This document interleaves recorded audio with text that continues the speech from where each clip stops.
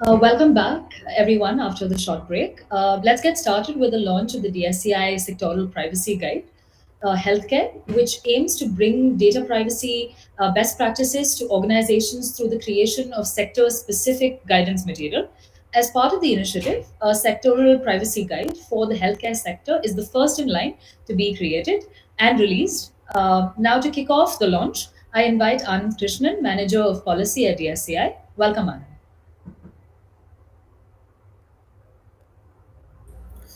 Welcome, everybody.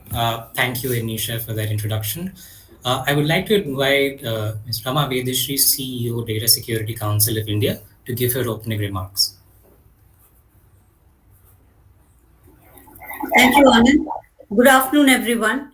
Uh, Everyone in the audience at Best Practices Meet are familiar that privacy and data protection and the credentials and training in privacy has been core to the genesis of our organization in the last 12 plus and years. And this effort that what we are launching today is to go deep dive at a sectoral level. And today we are releasing a privacy guide for healthcare professionals. It's been developed with subject matter expertise from several professionals from the healthcare industry, which was an advisory board. We'll talk about it when we launch it. The idea of this privacy guide is that we are familiar, particularly post pandemic, the digitization of the healthcare sector has really grown in a big way. Digital technologies are being leveraged both for increasing affordability and access to healthcare and also providing that continuum of care and better health outcomes after further treatment. In that regard, when there is so much of data and personal data and confidential medical information of patients are being utilized, are being processed, collected and disseminated and shared with an ecosystem of providers, not just the core hospital where you're undergoing the treatment or going in for your healthcare services. When this kind of information is getting shared, what is this privacy best practices so that we have a patient centric approach to protecting privacy and step up the kind of practices that we follow that so that there are better data protection guidelines that the organizations follow, not just the large hospitals but in the entire ecosystem of healthcare service providers. So this guide is meant to drive better privacy practices in the healthcare sector and hopefully gear up this sector for as and when the personal data protection bill gets enacted.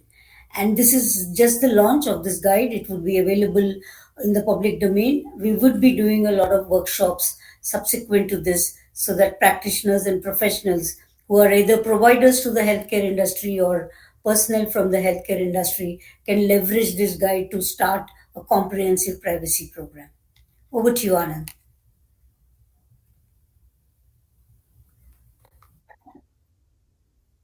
I would like to now invite Ms. Shilpa Kumar, partner of Media Network India, to give her opening remarks.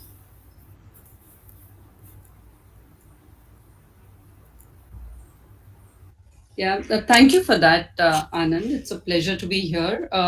I think at Omidyar Network India, we really focus on both the digital benefits that accrue to everyone from increasingly digital industries, but also how can consumers feel empowered and how can consumers also operate in an environment of trust.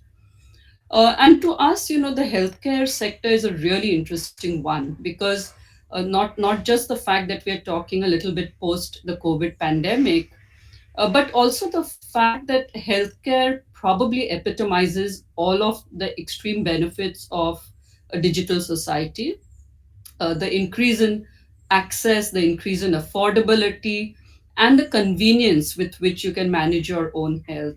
So I think it really epitomizes how a digital and healthy society can exist. On the flip side, it also points out to the key concerns a person might have as a user of the healthcare system. And that will be really about if so much information about my health and myself is available online, what does that mean if it falls into the wrong hands? Or even, what does that mean from my own privacy perspective? And therefore, it's, really important, I guess, to look at how both consumers and businesses can thrive in such a situation. The last, comment I'd like to make is we've done some research, behavioral research, on what do consumers respond to, and CSBC's research actually shows that when there is greater trust about what is happening to data, customers are willing to share more information about themselves. The second is that customers are actually willing to give their business to those platforms or businesses who really manage their data in a better manner. And I would therefore, kind of like to conclude by saying that not just is it, better for customers, but better data practices also make, very good business sense. I would like to thank Anand, Rama, as well as the team at DSCI for putting out this, best practices for the sector, and really look forward to the discussions with practitioners as we go forward. Thank you, Anand, and back to you. Thank you very much, Shilpa. Now, I would like to invite on stage Sri Abhishek Kumar, Executive Director, IT, National Health Authority, for his opening remarks.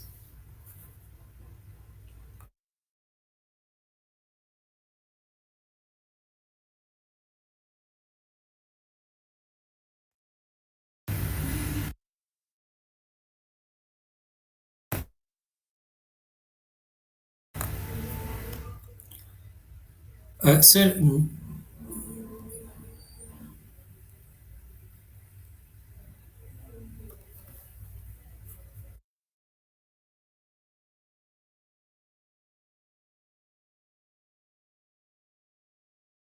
for the interruption. I believe you're on mute. Can you unmute yourself?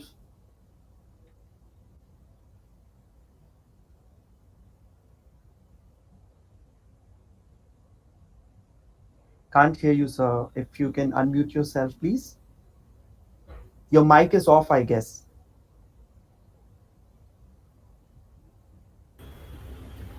Can you hear me now?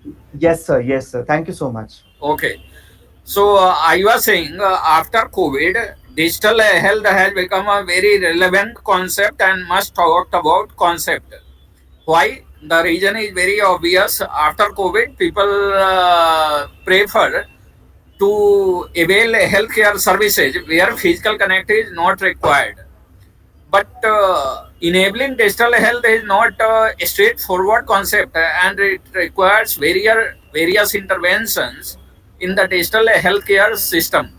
So, as we know, the government of India has launched an ambitious project, National Digital Health Mission. It was announced by Honorable Prime Minister on 15th August 2020. So, for enabling digital healthcare system from tech perspective, there are two fundamental requirements. First is that we should be able to identify various stakeholders in the ecosystem digitally. That means individuals, patients, doctors, healthcare professionals, facilities, hospitals, labs. So registries are required to be created. Secondly, we need to define the standards so that various players in the ecosystem talk in common language. So if we take a reference to interaction between two individuals can have effective communication only if they know each other and they are talking in the same language. So digital systems operate in similar manner. We need to have registries for identification of various entities, and we need to define a standard so that various digital systems talk in common speaking language. These two aspects are fundamental concept of National Digital Health Mission, and we have already implemented these basic building blocks as part of our pilot project, which is currently operating in 6 union territories. And going ahead, the scope of project in terms of services as well as geographical expansion is going to be expanded. On the top of these basic building blocks, various value-added services can be provided and prescribed, such as telemedicine or other health and wellness services.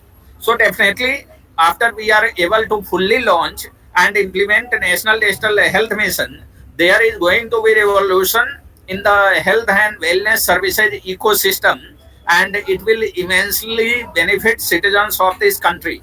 Having said that, as stated earlier, there are always concerns related to privacy and security whenever any such technological intervention is done.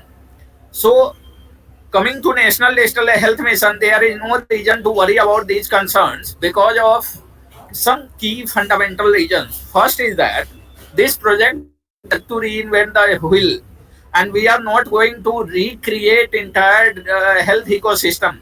Basically, the current project seeks to create just a digital layer over the existing health ecosystem. So, overall operating mechanisms will remain roughly the same. Second aspect is that this project will be implemented with federated architecture as its core. Federated architecture means data will remain as it is as on date. That means if Apollo or AIMS Delhi data is lying with some particular cloud, it will remain as it is, and we are not creating any centralized repository of data. Another aspect is that the basic principle in NDHM, which is governed by a health data management policy published by us, is that data principle. That means the data to which the person to which data belongs, they remain in total control of the data, right? So, without consent of data principal or data owner, no data can be exchanged or shared. And coming to regular security measures, obviously all the information security policies and benchmarks of international standards are being followed. So going ahead, I think there is going to be a major evolution as far as digital health is concerned, and it is the need of the citizens of the country. The aspects of privacy and security are being taken care of duly, not simply by saying it in terms of words, by the but by the very architecture which we are putting in place to implement this project. Thank you.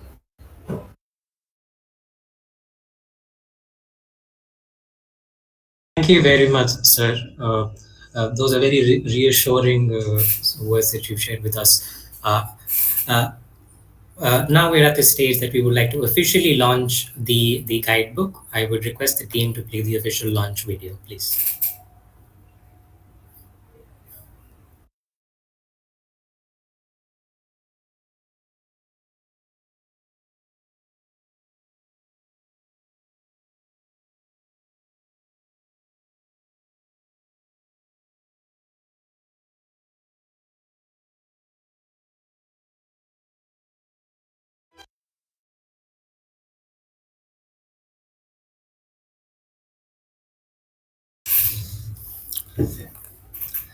Thank you very much. This has been a very rewarding exercise for DSCI in creating this document. I will just quickly share with you a couple of key takeaways from the report. The fundamental tenet, taking from what Abhishek sir had mentioned in terms of the individual being at the heart of privacy protection, and what Shilpa had also mentioned earlier in terms of individuals' perceptions around privacy. The guide has been written from the perspective of a patient, the patient examining privacy challenges and issues that a patient might face during their healthcare journey. And we have identified these key 7 interaction points which require certain steps to be taken for privacy. What we have done is we have created a set of measurable elements that an organization can go through and perform an assessment to see where they stand in terms of all of these parameters.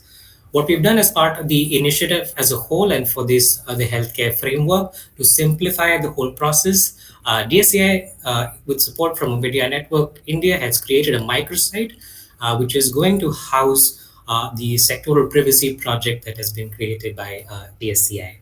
We are looking at 3 main sectors in the beginning, starting off with healthcare. We'll also be looking at insurance and banking sector, and coming out with similar guidance in the next 6 months. So the microsite also has a self-assessment tool So if you go through the guide, at the end of the guide, you will see a self-assessment checklist that an organization can follow. We have also automated this into a tool that you as an enterprise can go and and have a quick assessment of where you stand in terms of the your privacy practices. So thank you very much. This is with respect to the document and what we have as part of the document and the sectoral privacy initiative. Now, I would like to call on stage Mr. Arvind Shivaramakrishnan, who is the CIO for Apollo Hospitals and was part of the advisory group that has guided the creation of the document, to come on stage and say a few words.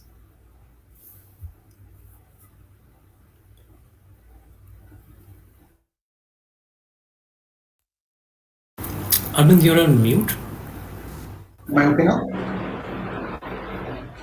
Providing healthcare to those who need is an act of responsibility, and maintaining that act of responsibility is all our promises that we make to our patients. When it comes to privacy, ensuring that we keep those guidelines, we keep managing them, we keep following them, and having a checklist that will ensure that in difficult times of providing healthcare, we don't fail by it. I think that's the whole act of bringing this healthcare sectoral privacy together, with digital healthcare taking over the manner in which we deliver, consume healthcare. Maintaining privacy becomes an absolute necessity that just cannot be compromised. And as normal citizens, as normal people who are expecting this, this is sometimes taken as the due respect that we give to ourselves and those we care for.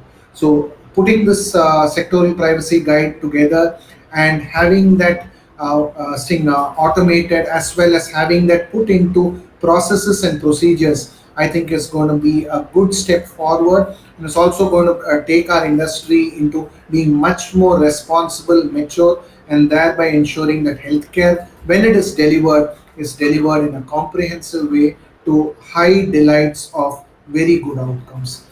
Congratulations, and thank you to DSCI for taking this initiative to bring this forward. Much needed, and really appreciate all the effort that DSCI has put in.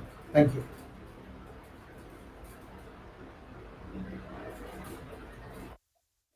Also, like a big thank you personally as well in terms of giving your time and contributing to the development of this paper. I would also like to thank the other advisory board members, Mr. Kumar, Ms. Deena, and Mr. Supriyo from Reddy Labs, for helping the creation of this document, Mr. Jayseelan from Oracle as well. And with this, we would like to close the launch of the healthcare handbook, but it is the start of a very long journey in terms of building privacy guidance material for sectoral consumption. This is a cause that DSCI is committed to in the future. Thank you very much again for joining.